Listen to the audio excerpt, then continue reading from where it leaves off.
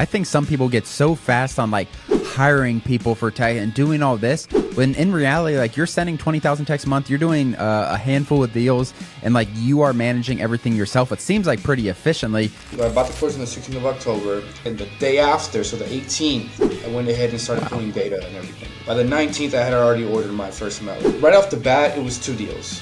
Any advice for someone like looking to get into the land flipping business? But yeah, just overall advice for someone kind of maybe looking to come in. I'm serious, right? Hey everybody, welcome back to the Real Estate Investing Podcast. I'm your host, Ron Apke, joined today by one of our students, Roy Cantu. He's been in the program for about a year, done some amazing things thus far. So excited to talk about your background, Roy, before land flipping, and then what your first year looks like. Happy to have you here, though. Sure. Thanks for having me. It's an honor.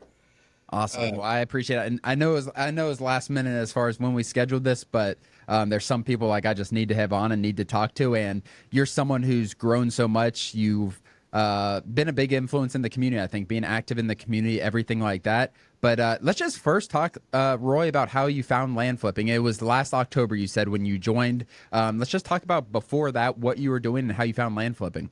Sure. So, like I said before we started, for about a year and a half, I was flipping couches. Uh, so that's how we supported, me and my family. Before that, I worked for one of the largest owner finance investors here in town, Houston, for 6 years. So I think that's really where I got, the experience, required to make this business succeed. Yeah. So that's a little bit of my background. So couch flipping, talk a little bit about that. I'm sure your margins on couch flipping were a little tighter. Were you just getting free couches, picking them up with the truck and then flipping them? What did that look like? Sure. So pretty much, not free. I mean, if you could find one for free, that'd be nice. Yeah. But like most deals would be, buy for 200, sell for $500. Uh-huh. You know, you do that, maybe 5 couches a week. You make your good little $1,500. Yeah. So that's kind of how it went for about a year, So year and you're a half. doing that full time essentially before you got into land. Yes, yes. So talk about like finding land. Was it something you've been like talk about that moment when you're like, okay, this might be for me as far as land. Was it like you're listening to podcasts for a long time? Did you just see it one day? You're like, this just makes sense. What did that kind of look like from you personally? Sure. So, I mean, the reasoning for me to leaving that, right? Like the furniture thing is it's just a labor work, man. You're putting a lot of Mm. hours to make 6 grand a month, which is, I guess, a livable wage, but it's almost like you can do better, right? So yeah, I mean, I did already have I had some notes. I had like a couple notes of land. I had sold some vacant land and sold them on terms. So I was already familiar with the business. And then I watched a lot of your podcasts. And then I think it took me like a day or two after I had a like consultation call with Dan, and I just Mm. paid for the course and went all in. Yeah. Oh, that's awesome. Yeah, I mean that's I assumed you're kind of quick in terms of taking action. Then once you got into the program, like I remember how you were into it, like you were ready to roll and you hit the ground running. So let's talk about like that first. So you joined last October 16th, is what you told me, 2023. So let's talk about like that first month, 2 months. What did that look like? Did you get any deals? Was that a struggle? Just talk about like your mindset when you went from flipping couches to now getting into flipping land. Let's just talk about that first month or two. Sure. So yeah, I mean, like you're right. I didn't hesitate. So I joined the course on the 16th. I bought the course on the 16th of October. I spent like maybe a day or two just going through it. So I went through all the videos, um, and I didn't stop. I just went through all of them to get understanding. And then then the day after, so the 18th, I went ahead and started pulling Wow. data and everything. Yeah. By the 19th, I had already ordered my first mailer. Yeah. Wow. So did you get deals from that first mailer? Or was it a struggle? What did that look like? Sure. So it was about 2,000 mailers to a county here in around the Houston market. Um, I did get a deal. So we got right off the bat, it was 2 deals. One was it was a buy for 10 to sell. Well, the property was worth 40, but we were planning on listing for 35. And then the other one it was a buy for for 25 grand, and then I relisted it on Facebook with no droners, and then we sold that one for 47. 47. Yeah. So there's So your proof of concept. So you made 25 and 22 about, or no? so the 25 grand came quick. There was no title issues on that one. Yeah. The other one lingered for about 9 months. I just closed it in June.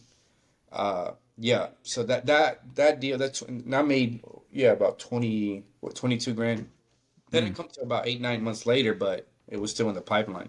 That's from your first 2,000 mailers. Like you only spent Yeah. $1,200 on marketing or whatever, and you made 25,000 in the first. When did that? I think you said earlier that that first deal closed in like early December on the sell side. Yep, correct. Yeah. So I think the deal came in like in the beginning of November, closed towards the end of November, like around Mm. Thanksgiving, sold in about a week, and then yeah, Wow.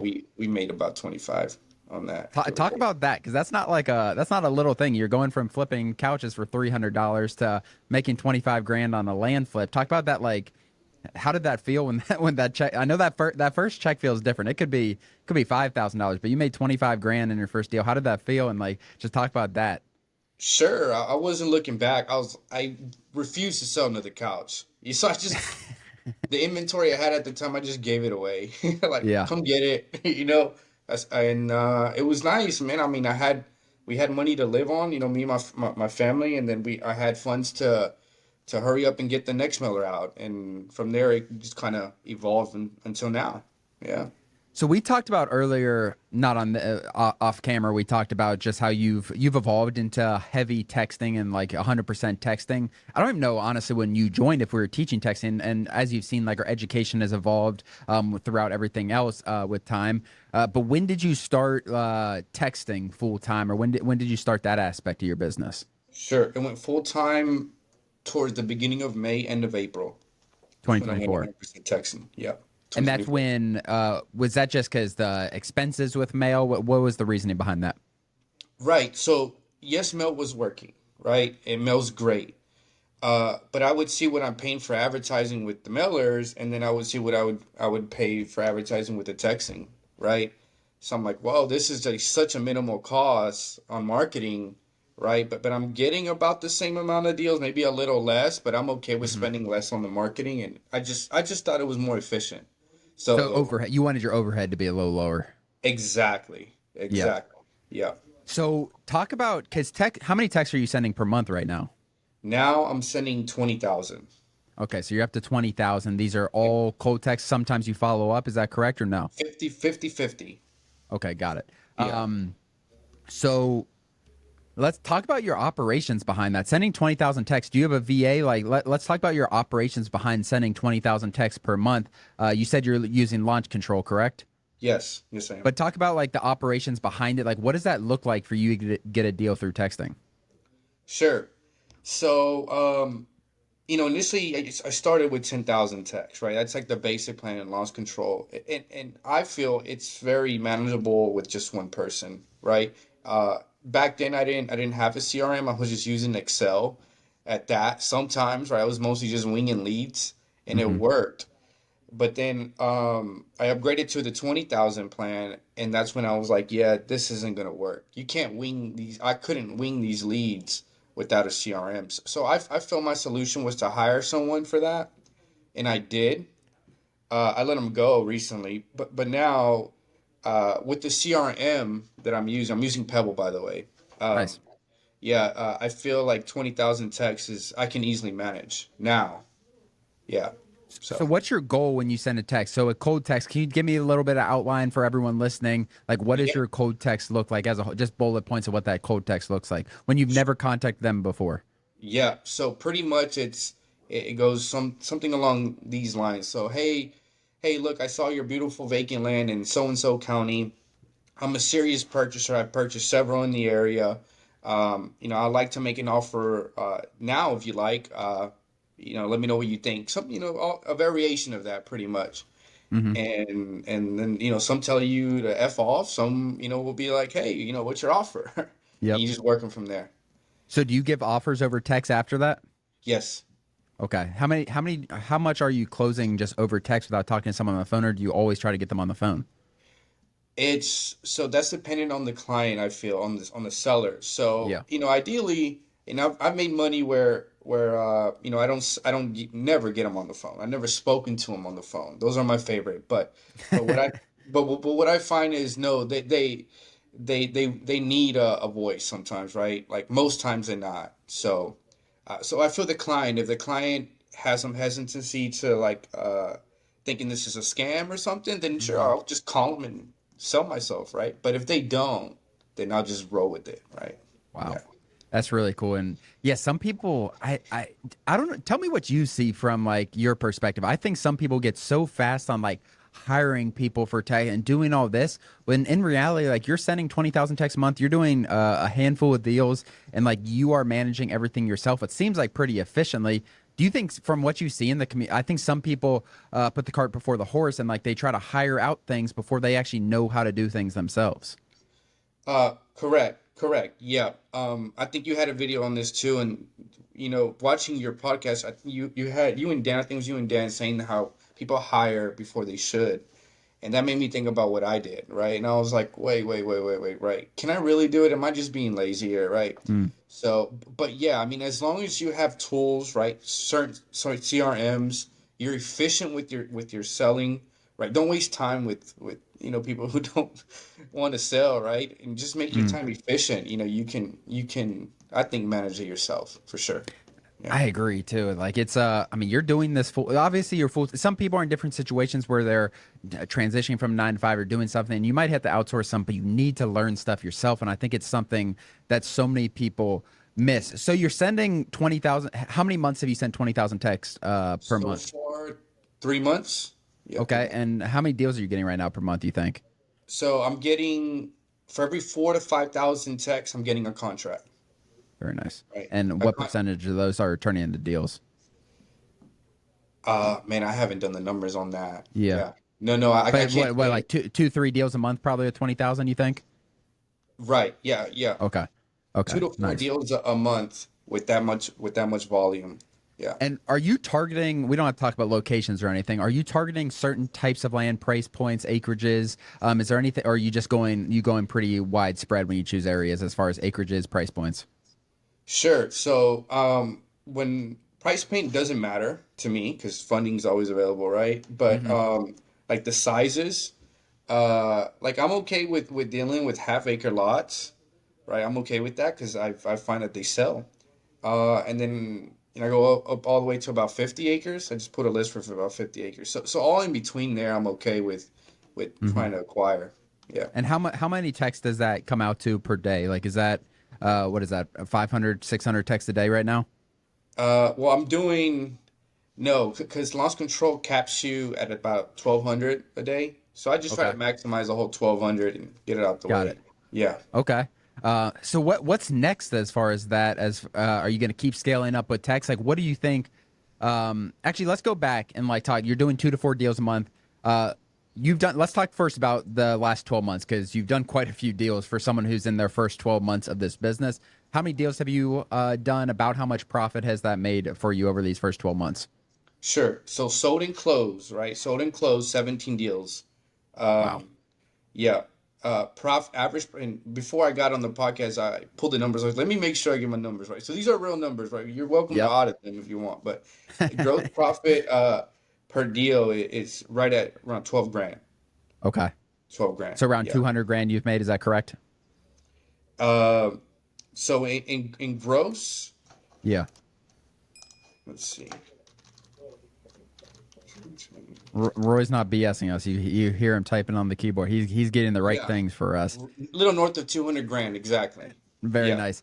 And then you said that's start to finish, guys. Like this is start to finish, which is a decently long process as far as like closing a deal on the sell side. How much do you have for sale right now? So I have 11 deals on the market. Oh my goodness. Uh, What's the projected on there, you think? Man, I haven't even I Yeah. haven't Well, I mean if I it's can another 10 to 12, let's just say it's another 10 to 12 per deal. That's another per deal, yeah. $120,000, 100%. And then, Yeah. and what are you buying right now? So it's so I have six of those on the market are either assignments or double closing, Got it. and then five of those are I own outright. I funded them myself. Uh-huh. Are you buying any They're more right now though? Yeah, well, right now I have two at title. Yeah, Okay. To buy. Okay. to buy, Wow. right. Yeah. Do you have anything entitled to sell, or those 11 deals are? Two of those 11 deals are Got it. pending to sell. Yeah. Goodness. Wow, Hopefully they you've close. this is awesome. Sometimes like people like you, I want like being loud in the community and stuff. And like sometimes it's like people and I don't know who was I was talking to. Daniel told me he's like, Roy's doing unbelievable stuff. And I'm like, really? And then Daniel was like telling me some of your numbers, cause I know you've been talking to him about coaching and stuff. And I'm like, holy moly. And you've done so much of this with texting as far as it's really cool to see how much you've done and just like taking action so fast. Like it's how is this as far as your success over these last 12 months? You seem like the type of person like this. I don't let the past affect me. Like I'm just looking to grow, looking to grow, looking to grow. You're not going to do a bunch of outlandish stuff with the money, but how has this kind of changed your life just in the 12 months and then kind of looking forward as well? Yeah, well, part of the reasoning of me getting into this too, I mean, was at the time requirement is so little, right? Mm, So I can do my 1,000 texts a day all within 2 hours, 3 hours, right? No big deal. So that means more time spent with what I care about, which is, for me, I have two kids and a wife, so I'm okay with just being at home, chilling. So nice. so yeah, more time with them is definitely a bonus, for sure. Yeah. Yeah.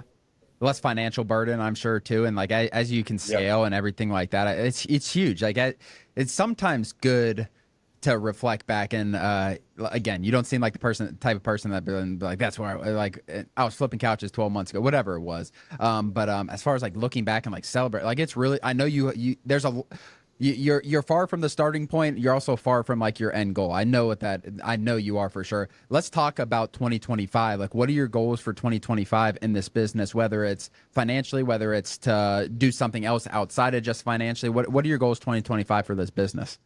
Sure. So, so my end goal, right, isn't to flip land, right, for capital. My end goal is to really hold the notes. So I do a lot of owner financing in my business, Mm, right?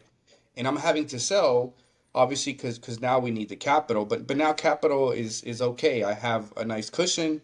So the five deals I told you that I have on the market, those I'm really going to try to just seller finance them and hold the notes long term. So that's kind of where I feel like I need to go, or I want to go, yeah, is in the finance space, a little the interest space, right? Uh, the flipping land is great because it builds the capital required to do the finance part of where I need to be. So that's where that I makes a lot see of. Is that myself. just cash flow, a little more stability? Yeah, yeah, cash flow. I like to offer transactional funding too, because I've been shopping for that money, and man, it's expensive, right? Yeah, So it's expensive, but so low risk. So that's kind of where I see myself is getting more into the finance space of love it. things. Yeah, for sure. Love it. Do you think that's something that you can get to in 2025? Or you? I know you said you want to sell or finance some of these. Is that something like you think 2025? Like I want to have X notes. I want to have X cash flow per month with notes. Is that something you're thinking of for 2025 or beyond? Yeah, yeah, no, I already started that. So I kind of, I have to be selective. Oh, this one we're gonna need a flip for cash. This one we can hold, right? So Hmm. right now I'm kind of cherry picking the ones we need to hold. But yeah, but 2025, hopefully, we can grow the note side of the Yep. business and get it up there for Do sure. you manage the notes, or do you manage the notes yourself, or use a note manager? How are those held? I outsource it to a loan servicer. Yeah. Okay. Is that pretty seamless, or like what are some of the hiccups in that if there are any? There isn't any. No, because in order for you to be a loan servicer, usually these professional loan servicers have to be licensed, Hmm. right? So they charge a minimal amount, 20 to 35 bucks a month, but you just pass on that fee to the borrower. That's it. Hmm. And And that's they per manage note, them. correct? It's what, I'm sorry? That's per Per note as note. far as Yeah, that. Okay, yeah. per Okay, note. yeah. Yeah. So they just and they're collecting and everything like that. So who, if foreclosure is needed, is that them doing it? Is a combination of them and you? What does that look like? Sure. I actually did my first foreclosure in August. So they have attorneys in house. Well, at least the servicer I use, they do the foreclosure. I actually went to the sale and did the actual foreclosure in person. They're in Dallas, so the note I had was near Louisiana, near the Texas and Louisiana border. Hmm. So they didn't have anyone to go out there and do it for me. So I was like, hey, I'll drive out there and do it. Yeah. So yeah. So are they selling the note at that foreclosure, or are they selling the property and you're getting cash at that point? So I owned the note. I was a lien holder and they stopped paying me. Hmm. So, I need to get the property back. So essentially you need to go through the foreclosure process to get the property back, Got it. right? So you get the property back and then dispo it How on how long was that process? the foreclosure took about 3 months. Yeah. So Okay, about three that's months. not too bad. As long as and I think a lot of that you can. It's not 100%, but you can eliminate that on the front end. It's not. I've talked to big note holders who like it's a very low percentage. If you're doing, yeah, if you take 400 credit score people, you're gonna have a lot more foreclosures than if you're taking 650, 675, whatever the number is. And they're giving you down payments as well, I'm sure. That's really cool. That's awesome to hear. What Trying to think, are you going after any like bigger deals? Like, is it any project based stuff, anything like that you see in the future, or just kind of if those come about, those come about? Right. Yeah. No. Yeah. I'm not targeting them specifically, but like I am targeting large acreage up to 50. So, I just work the leads as they all come in. You Yeah. know, uh, you see the property, and then from there I decide, okay, what's the best way to capitalize on it, right? Hmm. So that's I kind of know my you motive. said you let someone go recently as far as an employee. Are you trying to outsource anything in 2025 that you currently don't have outsourced? Or do you like running the business yourself? Because you obviously have some appeal to like lower overhead, which employees obviously add overhead. Are you looking to outsource anything in 2025? Uh, if the business demands it, yes. Yeah. I'm not opposed to it, right? Hmm. It needs to really be to the point where I'm like looking at it, I'm like, dude, I can't do this, right? Like I need to be honest with myself and not just hire someone out of luxury, Yeah. right? But yeah, if the business demands it, I will hire someone. Yeah. That makes a lot of sense. Is there a part of the business that you either struggle with or that you just do not like? What don't I like? What don't I like? Uh, Man, I mean, no, I mean everything's pretty nothing that I yeah, everything's doable, man. I mean, Hmm. everything's so easy, and the acquisition is great, the marketing is great. Uh, so yeah, I mean, I can't complain really. The Yeah. process is all seamless. Yeah. Outside of this is a little different. Outside of like land, outside of your family time, like what does Roy Cantu like to do? Like what keeps you busy when you have that free time, hobbies, stuff like that? Sure, man. I love to barbecue, man. So Okay. every other day, every 3 days, we'll light the grill and just hang out here at my house. So yeah, that's That's that's what I awesome. like to do. Yeah. And you're down in Texas. That Texas barbecue is different, right? Yeah, yeah. Yeah, I agree to that. that's I have to awesome. agree to that statement. Yeah. Yeah, yeah. Yeah, I was in Memphis probably like 10 years ago or something, and they're prideful up there as well in Memphis with the barbecue. But let's say 5 years from now, Roy, like where are you hoping to be 5 years from now, either entrepreneur wise, land wise? There's 5 years is a long time, and asking this question's like it makes you really think. But 5 years from now, like where are you hoping to be, entrepreneur wise, land wise, everything like that? Lending, man. Lending is the ultimate goal, I feel. Yeah. Yeah. So that's So why yeah, go ahead. So your background's kind of you learned from a big note holder. Is that correct? That's where you kind of and you saw like the cash flow. I'm sure is that kind of what intrigues that so much. It's just like pulling money every and the advantage is and what we do is like learning how to buy land for under market value. Like that's the biggest thing of this business. If you buy land for 100% of market value, like holding notes isn't great because you only get that percent. But if you buy land for $5,000 and it's worth $15,000, you get a down payment from a buyer for $5,000 and get all your money back. That is that the part that kind of intrigues you? But I think some people try to do that part of the business and buy things for market value, and then they just don't have the returns much worse when you're buying things for market value because then you always have money out of your pocket and you're just getting some of the money back every month. Right, right. Yeah. Yeah, yeah. No, no, yeah, man, it's just like I guess it all depends. For me, it depends where is the business, right? Does the business need capital? Then we can't afford to hold these notes, right? Mm, So the goal is to have enough capital to where it's like, do we really need that much capital? Probably not, right? So we're okay with the long-term money, right? So I mean, it's extremely lucrative when you look at it, right? So we're buying for 50, selling it for 100, right? But if you add the terms and the interest, you can 4x that money, even 5x it over 10 years, right? And hmm. if you don't need the money, then I'd rather just have it there, you know? Yeah. That makes So a that's ton kind of of, sense. yeah. Any advice for someone like looking to get into the land flipping business who might have a 9 to 5, who might be flipping couches right now? Sure. Any advice for someone like that? Like what does this business look like? Who fits for this business? But yeah, just overall advice for someone kind of maybe looking to come in. Sure. Buy your course, right? Yeah. Buy the LIO course, buy it. I'm serious, right? I'm not trying to promote you. It's just, you know, the accountability groups you guys have, right?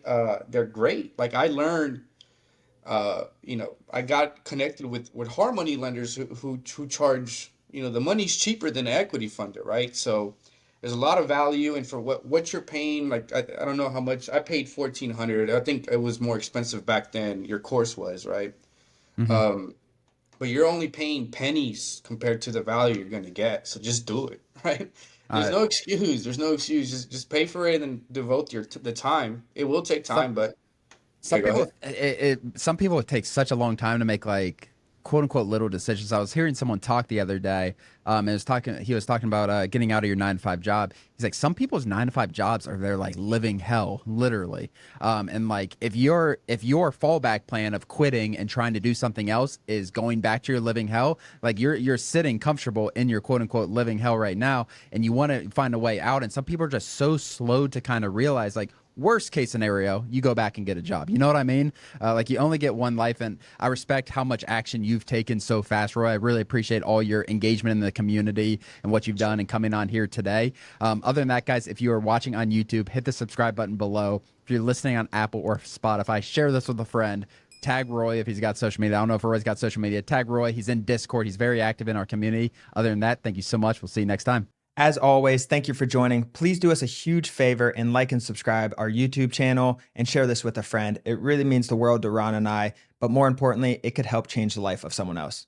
Thanks for joining, and we'll see you next episode.